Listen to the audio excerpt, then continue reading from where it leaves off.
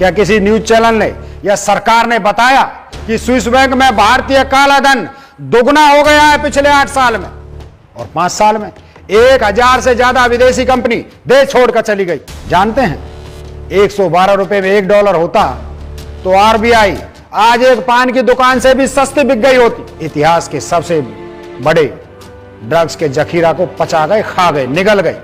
रात में 2 बजे एक लड़की को गिरफ्तार कर लेती है मोदी सरकार। इतिहास में पहली बार हुआ है किसी महिला को रात को 2 बजे गिरफ्तार करना।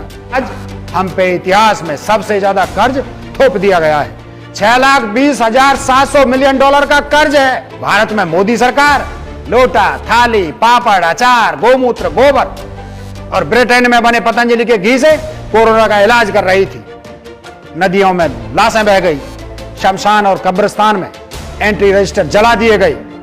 जान बचाने वाली ऑक्सीजन का पता ही नहीं कहां बनती है, और 1700 रुपए का रेमडेसिविर इंजेक्शन 1 लाख रुपए तक बेचा गया।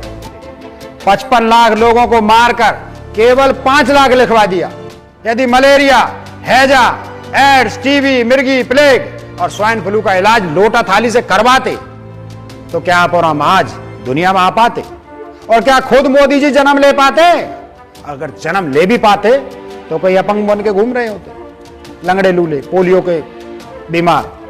आप सोचिए इन महामारियों से लोटा थाली बजाकर कितने लोग जिंदा बच पाते। 45 साल की सबसे भयंकर बेरोजगारी दर आज भारत के नागरिक झेल रहे हैं। न नौकरी है, न व्यापार है, हर जगह बेरोजगारी, मुफलिसी है। गुजरात में अडानी बंदरगाह से 3000 किलो ड्रग्स पकड़ी गई थी। आज वो कहां है? किसने भेजी, किसने खरीदी, किसने पकड़ी, कहां गई, कुछ पता नहीं। साथियों, एक सामान्य सी बात है, जिस गति से मोदी सरकार देश का बेड़ा गर्क कर रही है, उस हिसाब से यदि जो 54 साल कांग्रेस की जगह भाजपा की सत्ता होती तो देश कैसा होता, कल्पना कीजिए। बात शुरू करने से पहले एक जानकारी साफ कर दूं, जो 70 साल का ढोल बजा जाता है कांग्रेस के नाम पर, वो जन्म से ही झूठ है। वो ये कि कांग्रेस के 6 प्रधानमंत्री रहे, नेहरू जी से लेकर मनमोहन जी तक। 54 साल देश में लगातार सरकार चलाई। तो आज से आप लोग भी सचेत रहिएगा इस 70 साल के झूठ से। अब मैं सिर्फ भाजपा की उपलब्धियां बताऊंगा, आप लोग हिसाब लगाना। अगर यह स्थिति 54 साल लगातार चलती तो देश कहां होता। सबसे पहले हिसाब लगाइए 27% की जीडीपी का। यदि 54 साल में लगातार जीडीपी माइनस में रहती तो आज भी भारत के पास दुनिया की तीसरी सबसे बड़ी फौज होती क्या? क्या हम 2014 के पहले लगभग 2 ट्रिलियन तक पहुंच सकते थे? क्या आज बुलेट ट्रेन के लिए 1 लाख करोड़ का कोई लोन दे सकता था? क्या सेंट्रल विस्टा 8000 करोड़ का हवाई जहाज मोदी जी खरीद पाते? क्या भारत जैसा राफेल जो खतरनाक फाइटर जेट खरीदा है खरीद पाते? क्या 32 लाख वर्ग किलोमीटर के देश में 599 हाईवे बना पाते? आजादी के समय बैलगाड़ी पर चलने वाला देश आज 70% रोड, सड़कें पक्की कर पाते? 15 लाख स्कूल भारत में बन पाते? क्या इसरो, आरबीआई, बांधों का जाल, BEL, vehicle factory, AIIMS, IIT, MIT जैसी संस्थाएं कभी देश में बन पाती? दूसरी उपलब्धि देखिए, जिस तरह मोदी जी ने आते ही नोटबंदी जैसा भयंकर विनाशकारी फैसला किया, अब यदि ऐसे फैसले देश के विकास के समय होते रहते तो आज क्या हाल होता, कल्पना कीजिए।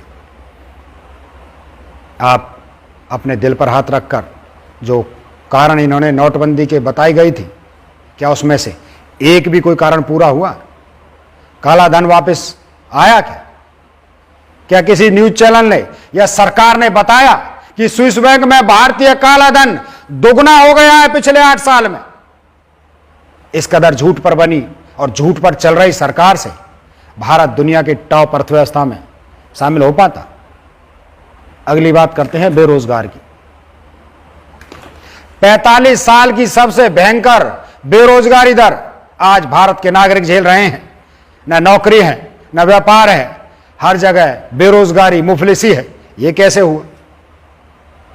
देश के छोटे और मध्यम उद्योग बर्बाद हो गए, जिसके कारण आम आदमी जो बिना पढ़े लिखे या कम पढ़े लिखे लोगों को सामान्य रोजगार आसानी से मिल जाता था, वो सब खत्म हो गए।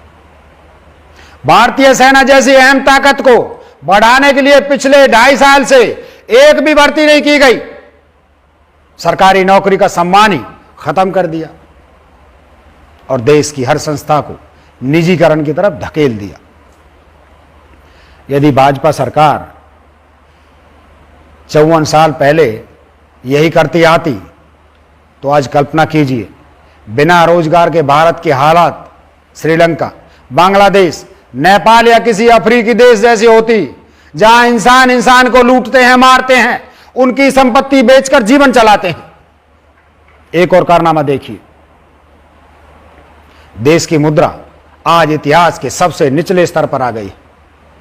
यही हाल 54 साल पहले हो जाता तो 8 साल में 16 रुपए नीचे गिराया तो 54 साल में देश का रुपया 112 रुपए पर आ चुका होता।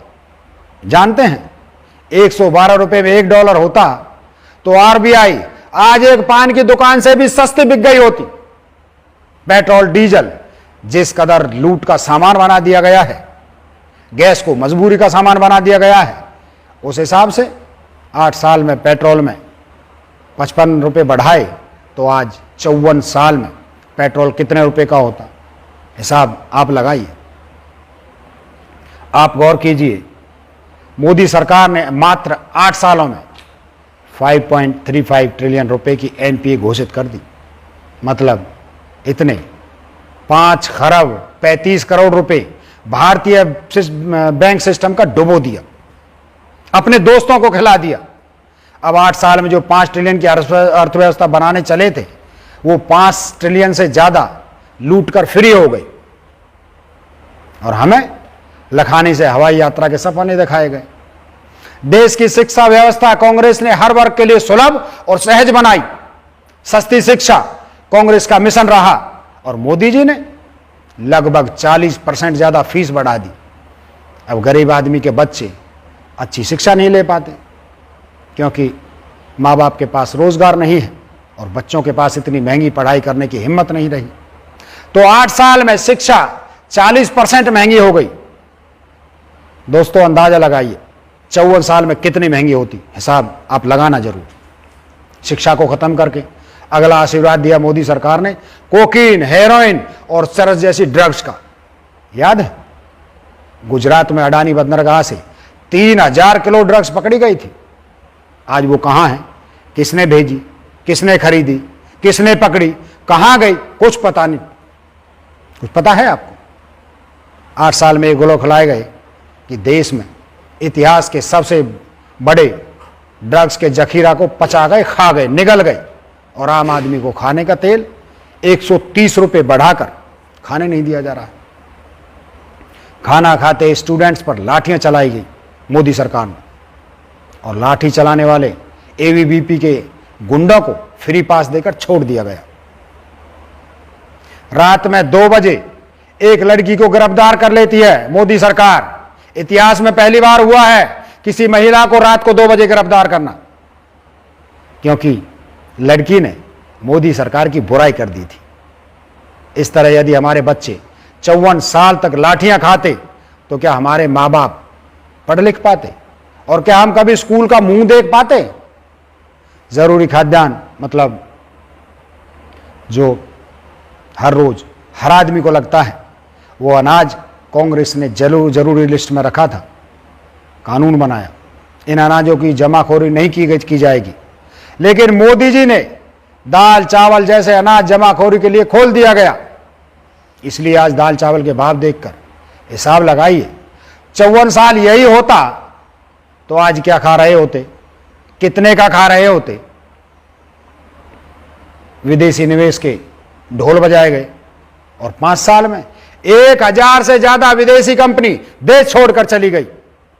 यदि इसी स्पीड से 54 साल निवेश होता तो कंपनी पैदा भी नहीं हुई होती और वो भारत छोड़कर जा चुकी होती। अब आपके हिसाब से हिसाब को भी शर्म आ जाएगी जब आप ये सुनेंगे कि भारत देश पर कितना कर्ज है। आज भारत पर 6,20,700 मिलियन डॉलर, जी 6,20,700 मिलियन डॉलर का कर्ज है हमारे देश पर। जो लोग मेक इन इंडिया के नाम पर अरबों रुपए निकल गए, उनकी कृपा से आयात बढ़ गया और आज हम पे इतिहास में सबसे ज्यादा कर्ज थोप दिया गया है। 8 साल में यह हाल है तो 54 साल में क्या हाल होता, हिसाब आप लगाइए। फिर आया मोदी जी की लापरवाही और नालायकी का उपहार, कोरोना, वो महामारी जिसे दुनिया वैक्सीन लगाकर हराने की कोशिश कर रही थी। भारत में मोदी सरकार लोटा, थाली, पापड़, अचार, गोमूत्र, गोबर और ब्रिटेन में बने पतंजलि के घी से कोरोना का इलाज कर रही थी। नदियों में लाशें बह गई, शमशान और कब्रिस्तान में एंट्री रजिस्टर जला दिए गए। जान बचाने वाली ऑक्सीजन का पता ही नहीं कहां बनती है और 1700 रुपए का रेमडेसिविर इंजेक्शन 1 लाख रुपए तक बेचा गया। जमीन पर लाशें गाड़ने के लिए जगह कम पड़ गई,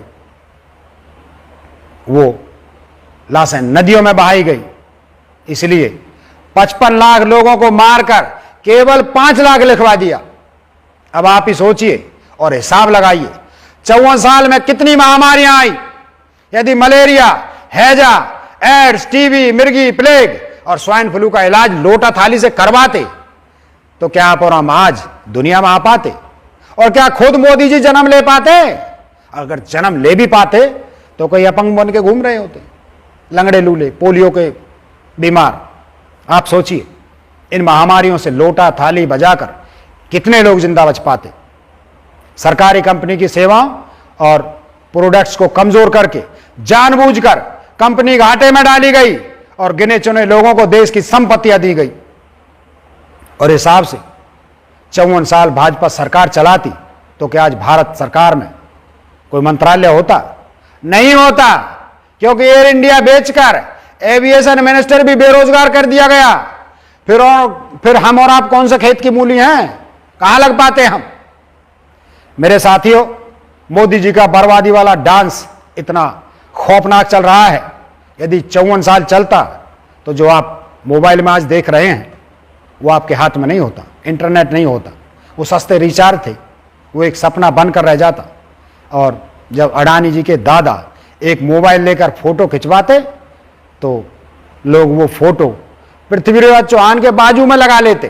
क्यों लगा लेते? क्योंकि पृथ्वीराज जी के कौन थे वो तो किसी को पता ही नहीं होता।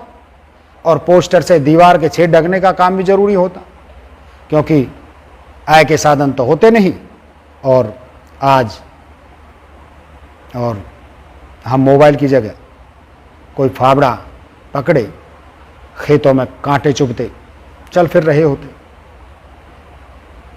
क्या ऐसा ही होता या इससे भी भयानक? हिसाब आप लगाइए। जय हिंद।